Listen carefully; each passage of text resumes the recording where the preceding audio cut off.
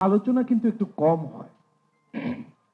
এই যে আমাদের যারা প্রতিবন্ধী বা আমরা যাদেরকে বলি হচ্ছে পার্সনস উইথ ডিসএবিলিটিস, আমাদের উদ্দেশ্য হচ্ছে কি, আজকের যে আয়োজনে যে প্রস্তাবনাগুলো দেওয়া হয়েছে ডাকসুর পক্ষ থেকে, তার উদ্দেশ্য হচ্ছে empowering persons with disabilities.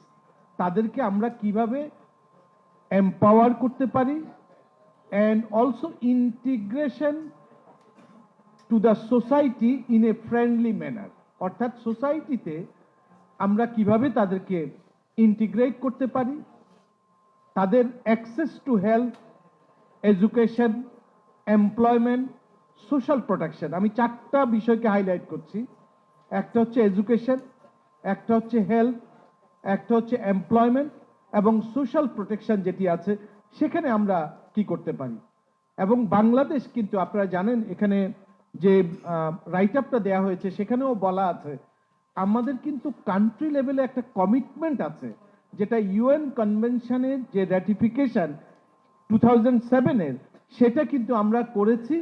Plus হচ্ছে আপনারা সবাই জানেন 2015 সালে national security social security strategy যেটা NSSS, সেই NSSS-এও কিন্তু পার্সনস উইথ ডিসএবিলিটিস এই বিষয়গুলোকে গুরুত্ব সহকারে দেখা হয়েছে, তাদেরকে কিভাবে সোশ্যাল প্রোটেকশনের মধ্যে আনা যায়।